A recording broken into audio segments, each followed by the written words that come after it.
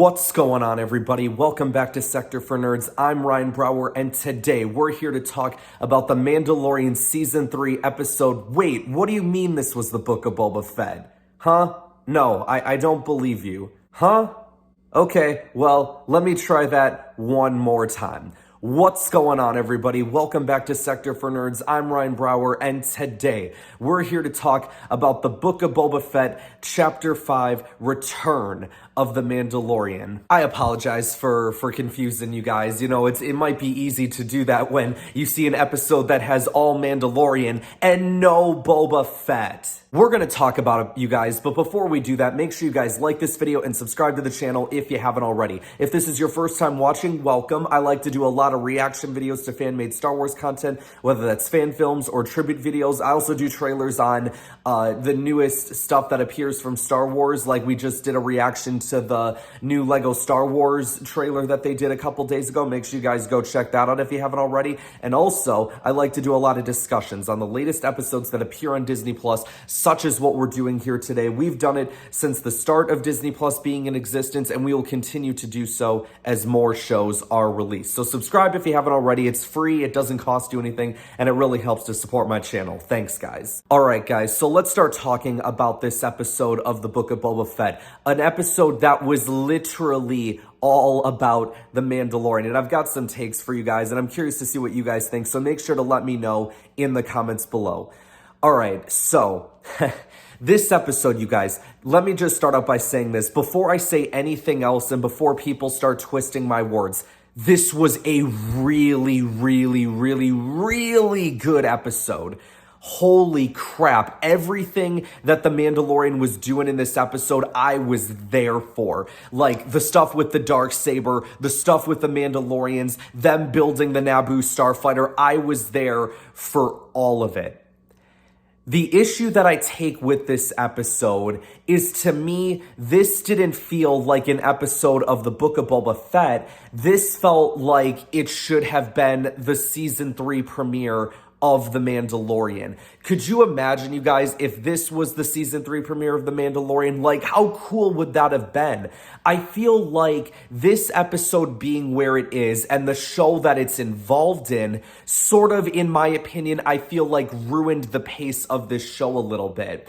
Especially because we have been teasing now for 3 weeks that we are preparing for war against the Pikes, okay? We did it at the end of episode 3. Boba's talking about they need to prepare for war. Last week's episode, we need to prepare for war. At the end of this week's episode, the Mando and Fennec are going, we need to prepare for war. How much longer are we going to be preparing for war? We're in a holding pattern here. What Star Wars is doing right now is sort of like what Marvel has been doing for years now, and that's taking other people's stories and inserting them into shows or movies that aren't necessarily involved with those characters. Just as an example, like WandaVision. Wanda had her own show, and then her story is going to pick up again in the Doctor Strange Multiverse of Madness movie. So a very different approach from what we're used to seeing from Star Wars. And I don't necessarily hate it, but it did just kind of come out of left field for me, especially because you were telling this story about Boba Fett, what happened after he came back to life, him joining the Sand People, him joining Fennec Shand, like all these different things that are happening with Boba Fett, and then all of a sudden you decide to take the show and turn it on a complete 180 and make it about the Mandalorian, and at least for this episode. And I would even make an argument, you guys, that it's going to be the same thing next week as well, because if you recall what he says at the end of this episode, he says that he needs to pay a visit to a little friend before he ends up joining Boba Fett. And he mentioned that because Fennec was going to pay him, and Mando's like, it's on the house, which I think is kind of cool because it's, if I had to make a guess, it's like, okay, Mando's sort of repaying Boba for Boba helping him rescue Grogu. So I can totally see where Mando was coming from there. But yeah, he said he needs to pay a little friend a visit. So if I had to make a guess, you guys, like it's going to be Grogu, right? And then probably that means we're going to end up getting Luke too, which is great, by the way. Like, Don't get me wrong. Like I said, I love this episode. I love The Mandalorian. I can't wait for next week's episode and for us to potentially get Grogu back and Luke back. I'm loving it. It just feels weird with the involvement of the Book of Boba Fett show, because it feels like it's sort of become the next season of Mandalorian than it does about the Book of Boba Fett. It kind of reminds me of what they did in Bad Batch and them going to Ryloth, and they had an episode that was about Sham Syndulla, Harrison Dula, all the people that were on Ryloth. It wasn't necessarily about the Bad Batch. The difference, though, between those sets of episodes and this episode was they actually had the main characters of that show at least involved in the show, and it's set up for the next week's episode where the Bad Batch was more heavily involved with the Ryloth stuff. This, to me, didn't feel like we were setting up Mando getting involved with the bounty hunter stuff with Boba Fett. It felt like we're setting up for the next episode to be Mandalorian going to find Grogu. And then I'm assuming after that will be the crime lord, war battle with Boba Fett and the crime families, or the Pikes, I guess. Let me know what you guys thought about it in the comments below. Again, I loved this episode, and we're going to talk about everything that I loved in this episode going forward, because I don't think there was anything to hate about this episode. So just let me know what you guys thought in the comments below. Do you guys feel like the pacing is a bit off? Do you feel like this should have been the start of The Mandalorian Season 3 instead of the middle episode of the Book of Boba Fett? Let me know what you guys think in the comments below. So at the start of this episode, we get the Mandalorian walking into, I don't know, was this place supposed to be like a butcher shop or something like that? There was a ton of animals hanging from the ceiling, almost like you'd see in those meat markets where you just have that stuff hanging and whatnot. Kind of like in Rocky, right? The place where he goes to train and he's just punching the meat. Gosh, that sounds really weird when I say that out loud. Mando tells the guy that I can bring you in warm or I can bring you in cold. And I was kind of hoping he'd say that as that conversation went on. I'm like, all right, come on, Mando, you know you want to say it. And then this motherfucker brings out the Darksaber, and I was going crazy. He was slicing people up left and right, but then he ended up cutting himself as well. And I'm like, oh no, Mando, you don't have enough experience with this thing yet. It's crazy, you guys. Like, this is the first ever time in Star Wars live action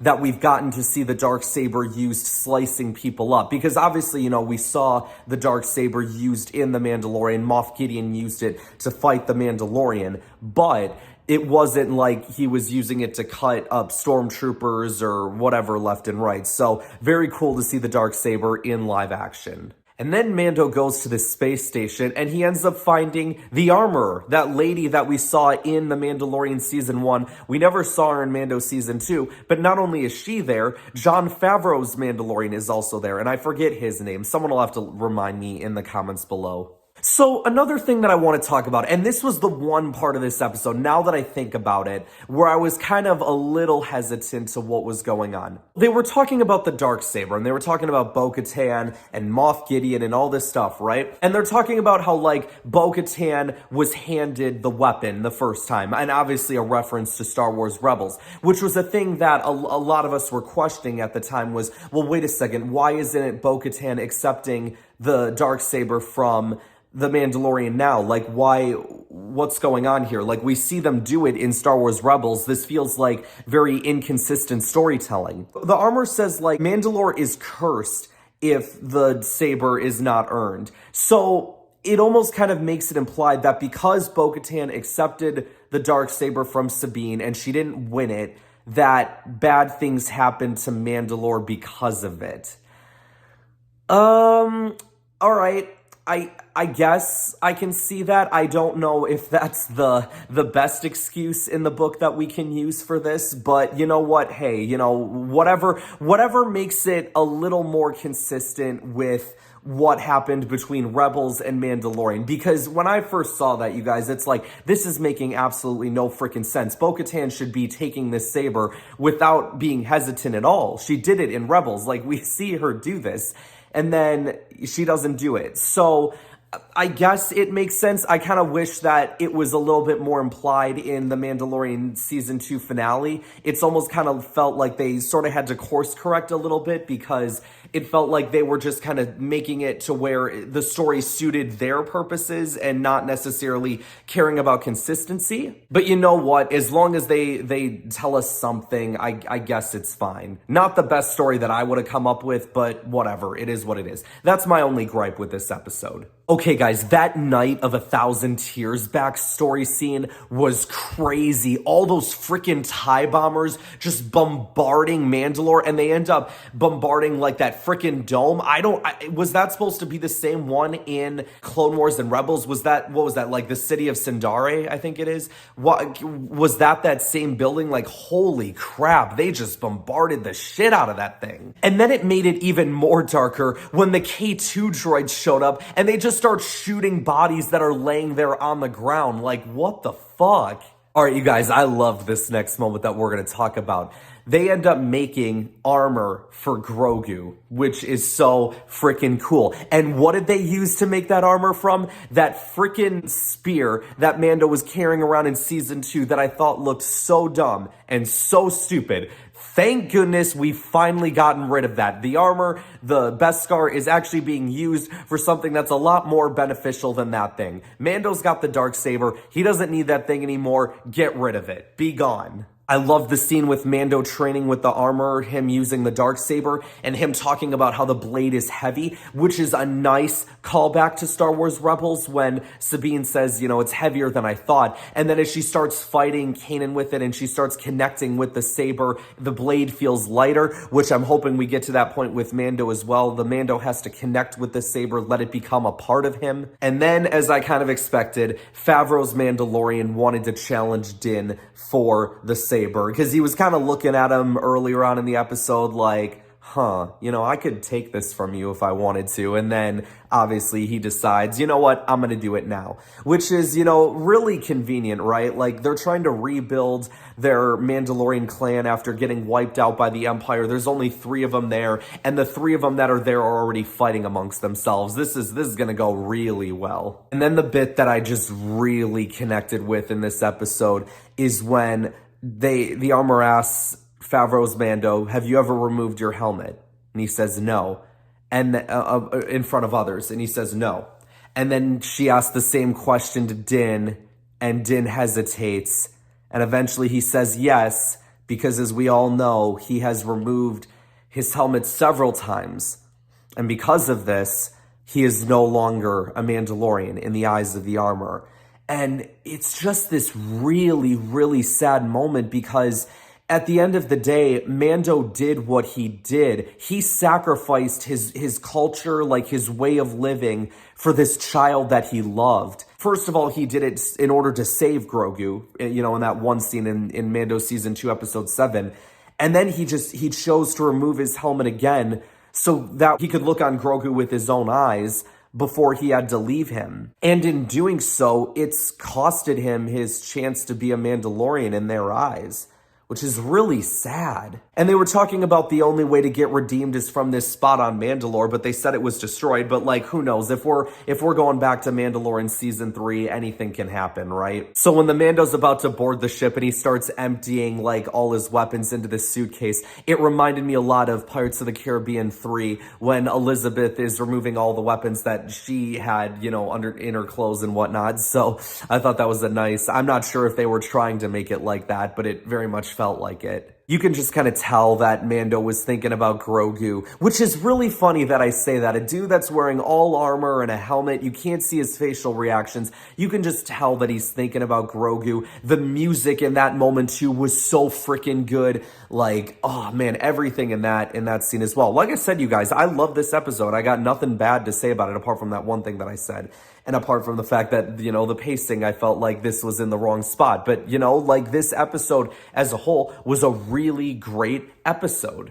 Then we get the one lady from Mandalorian that we've seen on Tatooine a lot of times before. That's Help Mando, and I'm forgetting her name right now. And apparently she was also in one of the earlier episodes of the Book of Boba Fett. She had like a cameo where like her just walking by. So didn't catch that the first time, but I thought that was interesting. And then the moment that got me to pop is that there was a BD droid there, and that BD droid is the same type of BD droid from Jedi Fallen Order, one that traveled around with Cal Kestis. For a moment, I'm like, oh my gosh, could you imagine if that was the same one and all of a sudden we see Cal Kestis come in and something like that? That'd be so sick. Unfortunately, that's not what happened, but I'm just sitting there like, man, I love Jedi Fallen Order so much. I hope we get another game. Oh, by the way, speaking of Jedi Fallen Order, did y'all hear that we got 3 new Star Wars games coming out that Respawn's gonna be working on? Come on, one of them's gotta be a Jedi Fallen Order too, right? So then the rest of this episode was them building the Naboo Starfighter, which honestly I wasn't opposed to. I actually enjoyed that stuff as well. They removed the spot where the droid sits in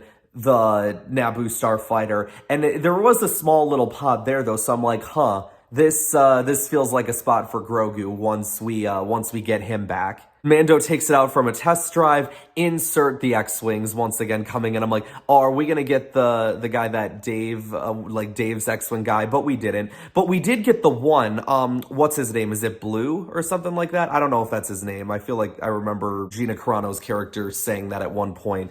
I don't know, I could be wrong, but like, it's that same X-Wing pilot, and it's like, okay, whatever. But then he ends up getting away from them, and then they take it back, and she's like, how was it? And Mando's response was, wizard. Shout out to Kickster, guys. That was great. One of my favorite moments of that entire episode. Like, I heard that, and I just kind of laughed, and I'm like, okay, now let's go. Think about it, you guys. All the prequel haters were probably so triggered in that moment that this badass Mandalorian character just says, wizard. Suck it. And then that's where the lady's like, yeah, an old friend of yours showed up. I made her get out, I locked down the hangar. And then Fennec just is all of a sudden there. It's like, all right, well, clearly you didn't do a good enough job. And so Fennec's like, all right, we need your help. The pay is good. And Mando's like, oh, sweet, what's the bounty? She's like, it's not a bounty. We need muscle. And then he's like, you know what? It's on the house. Because, like I said before, you guys, I think Mando feels like, you know what? Boba did me a solid back in Mandalorian Season 2. I'm going to do him a solid right now, which is kind of cool. I still believe that we are setting up for this super team of Boba Fett, Fennec Shand, the Mandalorian, and Black Krrsantan. I can't wait for it. Maybe we're going to get Grogu in there as well. We're not going to, even if we see Luke, we're not going to see him in action, I don't think. But maybe there's every chance we get Grogu back. I honestly doubt it because, once you kind of, commit your life to serving the Jedi and stuff, that, you should probably be committed to that and committed to your training. Now, obviously, with the Jedi Order being gone, maybe that leaves some exceptions. I know that Luke, he wanted Grogu to get Mando's permission before he just took him. Like any other Jedi, they would have just been like, hey, no, we need to take him. He's strong with the Force. He has to commit his life to this. But Luke gave Mando a choice. So maybe Luke will give him that same choice. He'll give Grogu that same choice in this next episode, if that's what we end up getting. So you guys, I'm very excited for more episodes of The Mandalorian Season 3. I mean, the Book of Boba Fett. Very excited to see where we go from here. Hopefully, we get that war with the Pikes pretty soon here. We only got 2 episodes left, so it's probably just gonna end up being in the finale, so it better be a finale that we don't forget, okay? There better be a ton of action. There better be a lot of great moments in that episode, because we've been building to this moment now for a long time, you guys, and it feels like we're not progressing very far. So we better, once we get there, it better make the journey worth the while. You know what I'm saying? All right, you guys, that's going to wrap us up for today. Thank you guys so much for watching this. Be sure to like this video, subscribe to the channel if you haven't already. Share this video around as it really helps support the channel, and I will see you guys next time. This is the way. This is the way. This is the way.